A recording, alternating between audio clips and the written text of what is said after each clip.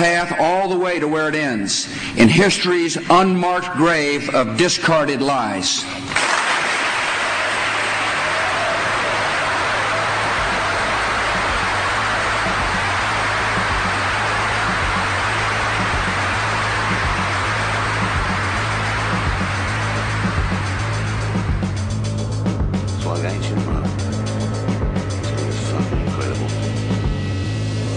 Let me show you what the enemy really is. But if you understand symbolism, Nazi, fascist symbolism, you will notice on each side of the presidential podium two interesting, perhaps 5-foot-high symbols on each side of the podium where the president stands. This is what is referred to as a fasci, a bundle of sticks with a hatchet head.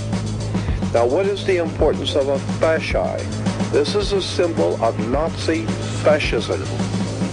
The stuff that so many good Americans went to war in Second World War to defend the free countries of the world against Nazis and fascists. And why is the symbol of Nazism, fascism, on the presidential podium where the president stands to give his State of the Union address? We see Roman fasces, the symbol of international fascism. Somebody better start waking up and finding out Bin Laden is not our enemy. This man is not your enemy. Here is the enemy.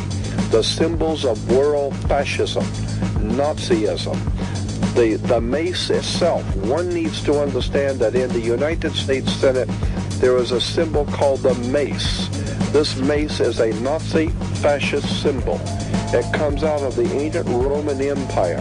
The fasci symbols of the bundle of sticks with the hatchet head comes out of the Roman fascist system in Europe. So if we have an enemy, you can bet your bottom dollar, here is the enemy. Our enemies are innovative and resourceful, and so are we. They never stop thinking about new ways to harm our country and our people, and neither do we. It's like ancient Rome.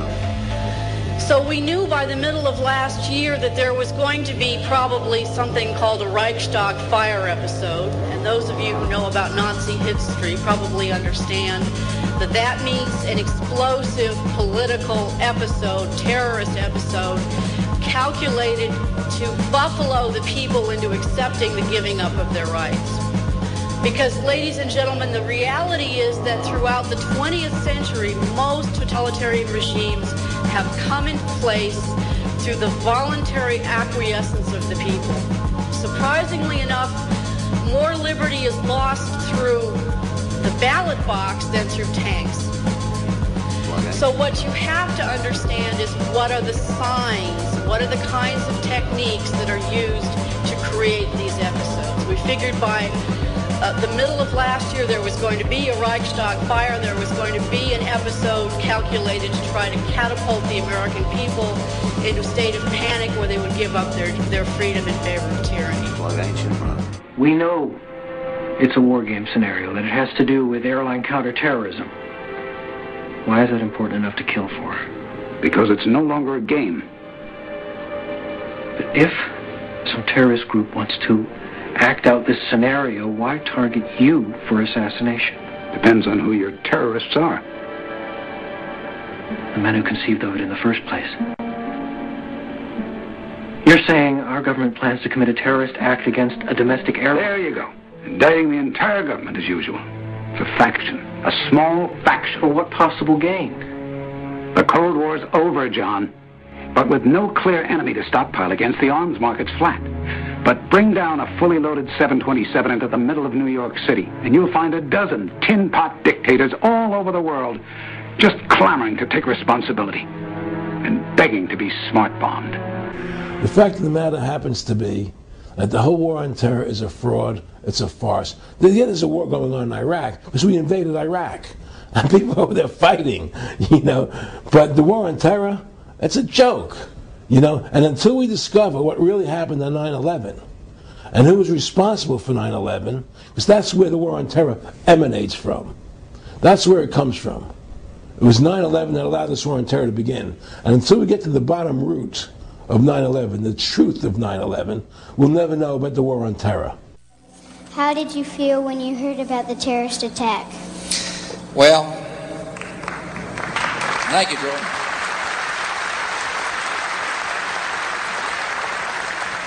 Well, Jordan, you're not going to believe what state I was in when I heard about the terrorist attack.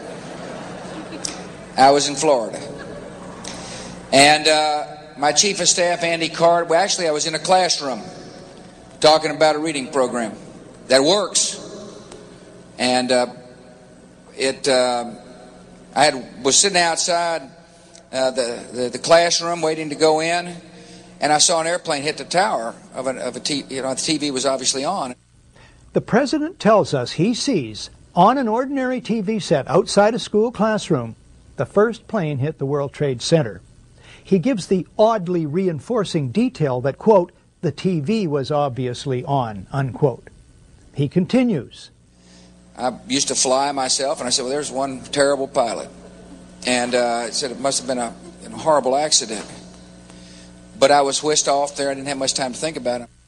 Didn't have time to think about it. As if his being told, time to meet the kids, Mr. President, stops all his thought processes concerning the remarkable image of what he's told us he's just seen on an ordinary TV, on top of all his knowledge of the unprecedented situation from earlier in the morning. But anyway, could George Bush have seen on ordinary TV the first plane hit the World Trade Center? No, he could not have. The footage of that first strike only shows up on television the next day, September the 12th, 2001. It was taken by a French documentary crew that happened to be in downtown New York.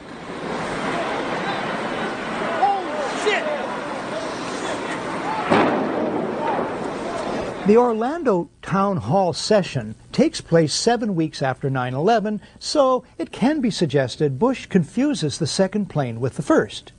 But how to explain this? We've all seen Andy Card do that. None of this can ever be retracted. It is an interlocking historical record. Why go on at length about this? Because it may one day become the basis for criminal court proceedings.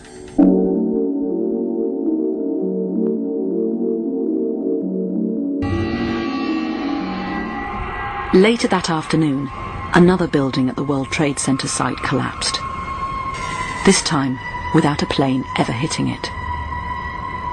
This is Building 7, in the shadow of the Twin Towers. Its collapse was captured on camera from several angles.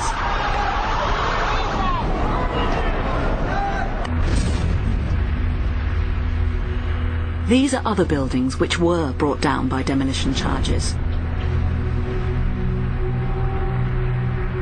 The collapse of Building 7 here looks similar. Here on this video, you can actually see what happens. This is looking directly south at where we're standing now. We're down here. But it does look exactly like a controlled demolition.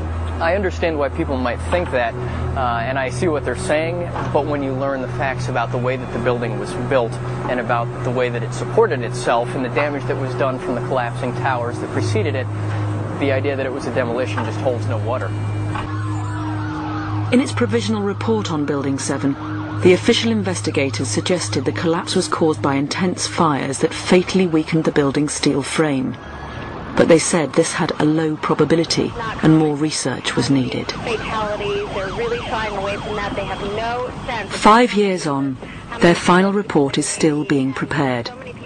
It's thought investigators will conclude that the evidence supports their initial theory. The building collapsed. It wasn't demolished. I remember getting a call from the fire department commander telling me that they were not sure they were going to be able to contain the fire. And I said, you know, we've had such terrible loss of life. Maybe the smartest thing to do is pull it. And they made that decision to pull, and then we watched the building collapse.